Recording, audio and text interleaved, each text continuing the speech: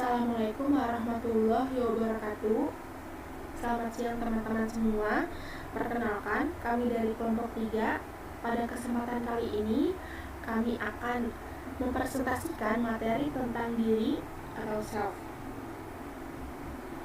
Sebelumnya, perkenalkan anggota dari kelompok kami, yaitu yang pertama ada Lutfia Hafsah, lalu yang kedua ada Muhammad Nukal Majdi, lalu yang ketiga ada Revita Auliana Putri, dan yang terakhir ada saya sendiri, Zalfarun Fatira. Untuk materi yang pertama yang akan dibahas yaitu presentasi diri atau self presentation. Manusia merupakan makhluk sosial yang membutuhkan interaksi dengan orang lain. Dengan adanya kontak dengan orang lain, kita akan berusaha melakukan kontrol diri tentang bagaimana orang lain akan menilai kita. Untuk memberi kesan yang baik kepada orang lain, individu akan melakukan impression management atau presentasi diri. Nah, presentasi diri ini merupakan keinginan untuk membangun citra diri atau kesan yang positif terhadap orang lain, sehingga kita selalu berusaha tampil baik dalam pertemuan kita yang pertama dengan seseorang. Jadi, presentasi diri ini merupakan upaya yang dilakukan individu untuk menumbuhkan kesan tertentu di depan orang lain dengan cara menata perilakunya, agar orang lain memaknai identitas dirinya sama dengan apa yang diinginkannya. Adapun strategi dari presentasi diri. Yang pertama ada self-promotion. Dalam strategi ini, individu menampilkan diri mereka sebagai orang yang memiliki kelebihan atau kekuatan yang dimiliki dalam kemampuannya, yang bertujuan agar dianggap berkompeten oleh orang lain. Sebagai contoh, ketika seseorang ingin orang lain berpikir bahwa dirinya ini pintar, maka dia akan memamerkan nilai-nilai yang dia dapat atau prestasi-prestasi yang pernah ia raih. Lalu strategi yang kedua ada ingratiation. Dalam strategi ini, individu mengatakan hal positif tentang orang lain atau mengatakan hal negatif tentang dirinya sendiri yang bertujuan agar individu tersebut disukai oleh orang lain lebih dari dirinya yang sesungguhnya. Kalau dalam konteks media sosial, itu contohnya dapat dilihat melalui pemberian apresiasi terhadap foto pengguna lain. Selanjutnya yaitu self-knowledge atau bagaimana kita memahami diri sendiri. Untuk mengetahui dan memahami diri sendiri terdapat beberapa metode, yaitu metode pertama yang dapat dilakukan adalah melalui introspeksi.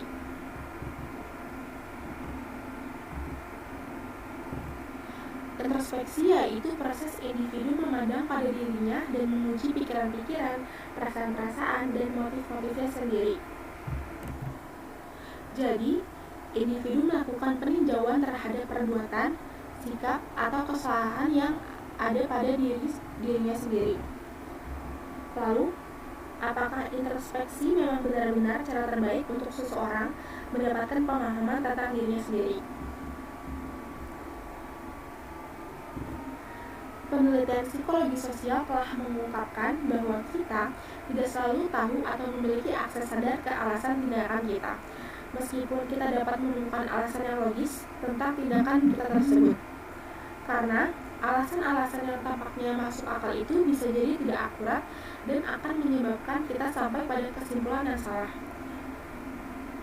Tetapi, introspeksi tetap bisa digunakan untuk kita mendapat pemahaman tentang diri sendiri, karena ketika perilaku yang dipermasalahkan sebenarnya didasarkan pada proses pengambilan keputusan secara sadar, bukan didasarkan pada faktor-faktor emosional yang tidak disadari, memikirkan alasan-alasan tersebut mungkin akan mengarah pada penilaian diri yang akurat. Metode kedua yang dapat digunakan untuk memahami dan mengenal diri sendiri yaitu dengan melihat atau mengamati perilaku kita dari sudut pandang yang lain. Jadi, kita mengambil perspektif pengamat tentang masa lalu kita sendiri.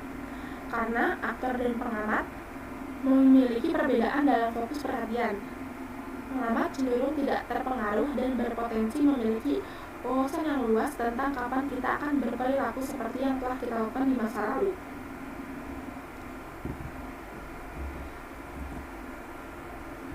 Prony dan Ross menemukan bahwa hal ini benar ketika orang diminta untuk mendeskripsikan diri mereka 5 tahun yang lalu dan diri mereka yang sekarang. Diri mereka yang saat ini dipandang bervariasi dengan situasi yang berbeda dan lebih jarang dicirikan dalam kaitannya dengan sifat dibandingkan dengan masa lalu. Mereka melihat diri mereka di masa lalu dalam hal sifat yang lebih konsisten. Jadi, salah satu cara untuk mendapatkan pemahaman diri adalah dengan melihat diri sendiri dari sudut pandang yang lain. Atau kita lebih cenderung melihat diri kita sebagai pengamat. Sekian penjelasan dari saya. Untuk materi selanjutnya akan dijelaskan oleh rekan saya. Terima kasih. Assalamualaikum warahmatullahi wabarakatuh. Perkenalkan, saya Muhammad Afal Masdi, dan saya akan menjelaskan tentang personal versus social identity. Jadi, identitas diri atau personal adalah kesadaran individu untuk menempatkan diri dan memberi arti pada dirinya sebagai seorang pribadi yang unik, serta memiliki ciri-ciri berbeda dengan kelompoknya, memiliki keyakinan relatif stabil, serta memiliki peran penting dalam konteks kehidupan masyarakat. Identitas diri dapat berisi atribut fisik, keyakinan, tujuan, harapan, prinsip moral, atau gaya sosial. Selanjutnya adalah identitas sosial. Identitas sosial adalah bagian dari konsep diri seseorang yang berasal dari pengetahuan atas keanggotaannya dalam suatu kelompok sosial tertentu, yang di dalamnya disertai dengan nilai-nilai emosi, tingkat keterlibatan, rasa peduli, dan juga rasa bangga terhadap keanggotaannya dalam kelompok tersebut. Selanjutnya ada faktor pembentukan, yakni faktor pembentukan identitas sosial dan identitas diri. Yang pertama, faktor pembentukan identitas diri, yaitu adalah yang pertama eksplorasi, yakni berusaha menjelajahi berbagai alternatif tertentu dan memberikan perhatian yang besar terhadap keyakinan dan nilai-nilai yang diperlukan dalam pemilihan alternatif tersebut. Faktor selanjutnya, yakni komitmen, berusaha membuat keputusan mengenai pekerjaan atau ideologi, serta menentukan berbagai strategi untuk merealisasikan keputusan tersebut. Dan yang ketiga adalah kendali, faktor kendali, yakni berusaha untuk memegang kendali atas segala pertimbangan dan keputusan. Selanjutnya, untuk faktor pembentukan identitas sosial adalah self-enhancement, atau yang biasa disebut dengan peningkatan diri, yakni artinya berusaha untuk mempertahankan pemikiran yang positif tersebut karena hal itu menyangkut dengan martabat, status, dan kelekatan dengan kelompoknya.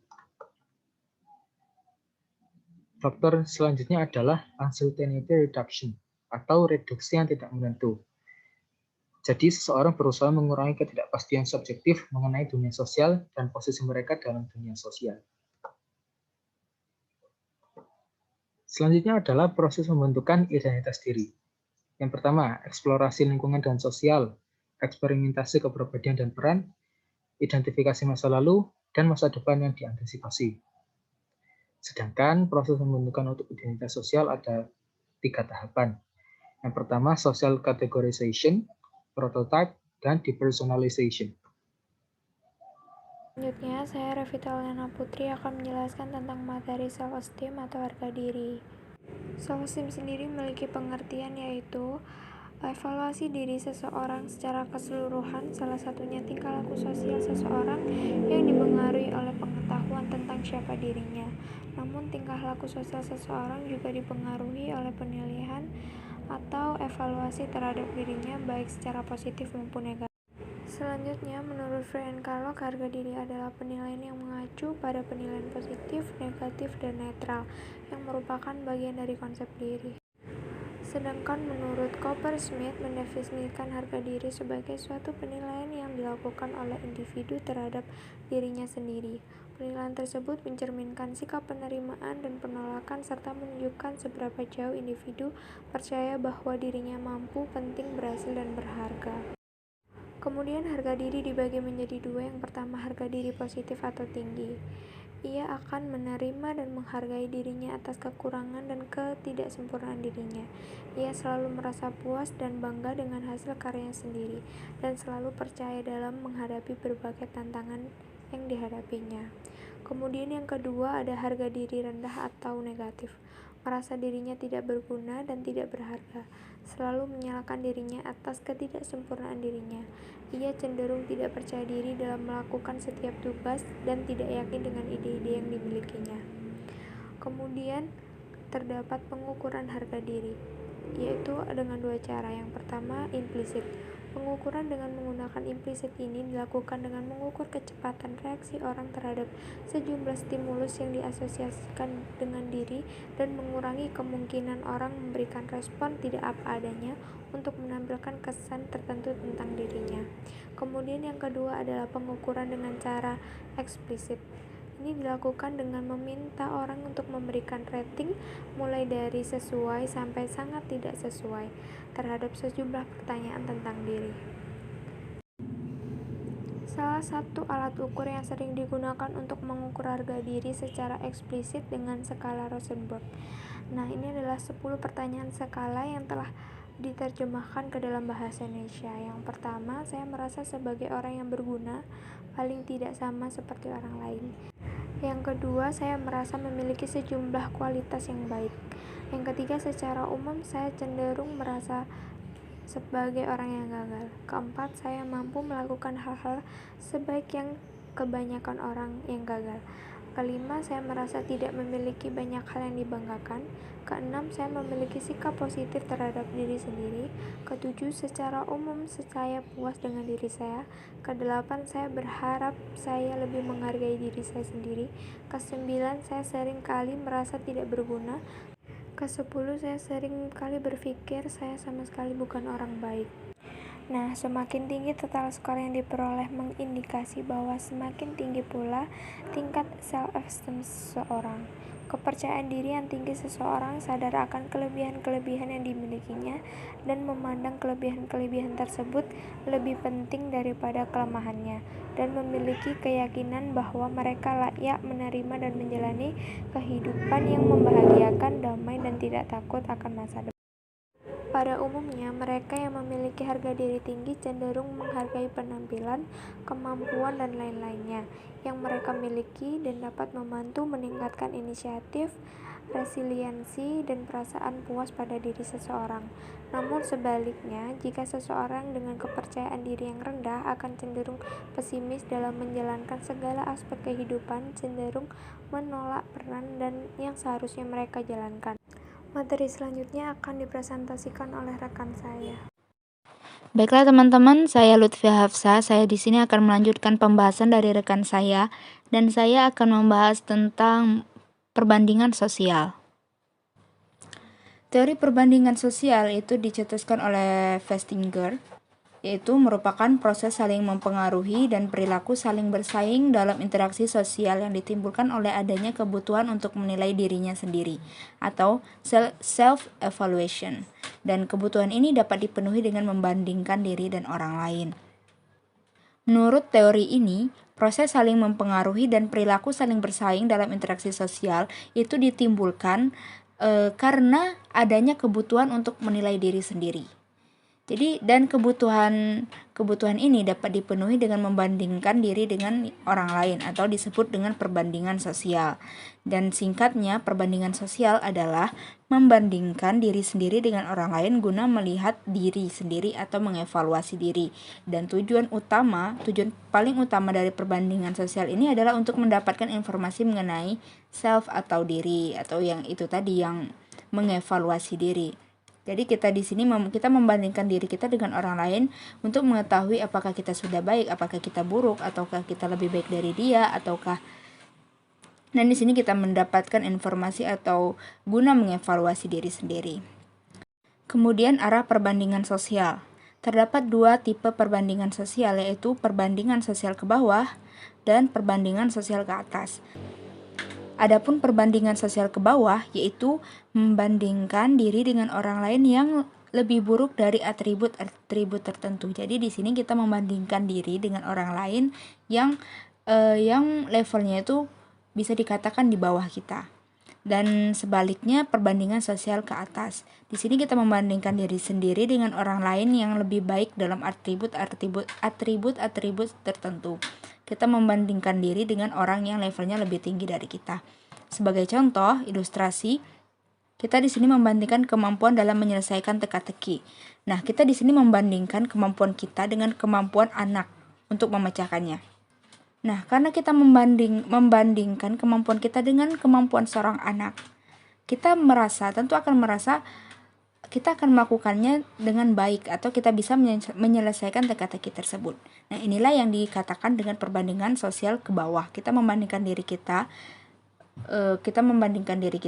dengan orang yang berada yang levelnya berada di bawah kita atau kita lebih unggul daripada dia. Nah, di sisi lain, jika kita membandingkan kinerja kita tadi, yaitu kita menyelesaikan teka-teki, namun kita membandingkan kemampuan kita dengan seorang ahli teka-teki, seorang ahli teka-teki, tentu saja kita mungkin merasa tidak akan berhasil dengan baik atau merasa tidak nyaman dengan diri sendiri, atau kayak citra kita itu merasa turun jika kita dibandingkan dengan seorang ahli teka-teki yang handal. Nah, jelas kemampuan untuk mengevaluasi diri kita sendiri secara positif tergantung pada pemilihan standar perbandingan yang tepat. Teori perbandingan sosial melahirkan dua perspektif tentang konsekuensi perbandingan sosial ke atas bagi diri. Jadi, jika kita melakukan perbandingan sosial ke atas atau membandingkan diri dengan orang yang levelnya lebih tinggi daripada kita, itu akan melahirkan dua perspektif bagi diri kita. Yang pertama itu melalui berdasarkan perspektif model pemeliharaan evaluasi diri, dan yang kedua berdasarkan perspektif teori identitas sosial. Nah, singkatnya menurut perspektif model pemeliharaan evaluasi diri yaitu perbandingan antar individu, sedangkan teori identitas sosial itu perbandingan antar kelompok. Misal, ini saya kasih contoh. Misalkan kita masuk ke dalam tim bola voli. Nah, di tim bola voli ini terdiri dari 6 orang. Dan di sini kita bukan pemain terbaik di grup itu. Ada pemain lain yang lebih baik daripada kita, yang lebih unggul daripada kita. Nah, jika kita membandingkan diri dengan orang yang lebih unggul tadi, membandingkan dengan pemain terbaik tadi, tentu saja citra kita menjadi buruk karena kemampuan kita kurang atau menjadi negatif. Tapi berbeda halnya jika dilihat berdasarkan perspektif teori identitas sosial, yaitu perbandingan antar kelompok. Maka citra kita menjadi positif kembali. Karena apa? Karena kita menilainya bukan sebagai individu dengan individu yang lain, namun dinilai sebagai kelompok dengan kelompok yang lain. Karena citra tim voli kita tadi sudah baik atau sudah positif, dikarenakan ada pemain yang unggul tadi, maka citra kita juga ikut menjadi positif. Karena yang dinilai di sini antar kelompok, bukan lagi antar individu anggota grup. Selanjutnya adalah self-serving bias dan unrealistic optimism. Nah, jadi self-serving bias adalah proses persepsi atau kognisi yang mengalami bias atau distorsi akibat kecenderungan untuk melayani atau melayani diri dalam arti mempertahankan dan memperkuat harga diri. Nah, di sini kita bisa, jadi dalam self-serving bias, pertama, seseorang itu memandang dirinya sebagai pihak yang paling berperan ketika ia berhasil dan menyalahkan orang lain ketika gagal. Ini sebagai contoh, seperti dosen yang menganggap dirinya telah mengajar dengan baik ketika mahasiswa atau mahasiswinya berhasil. Sebaliknya, mengkritik mahasiswa atau mahasiswi yang mendapatkan nilai buruk sebagai kurang cerdas, tidak mandiri, tidak serius belajar, dan lain-lain. Begitupun pula sebaliknya dengan mahasiswa dan mahasiswi. Tentunya mereka mengkritik dosen tidak cakap mengajar ketika nilai mahasiswa dan mahasiswi itu tadi buruk. Selanjutnya, unrealistis optimis atau optimis yang tidak realistis.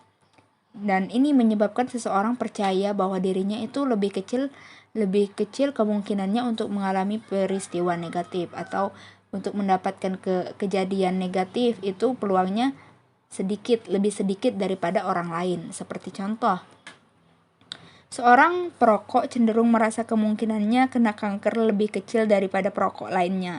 Kemudian contoh lain, pengendara motor merasa lebih kecil kemungkinannya mengalami kecelakaan ketimbang pengendara motor yang lainnya. Nah, itulah self-serving bias dan unrealistic optimism. Demikianlah presentasi dari kami. Kurang lebihnya kami mohon maaf. Dan jika ada pertanyaan, silakan bertanya di grup WA. Terima kasih. Wassalamualaikum warahmatullahi wabarakatuh.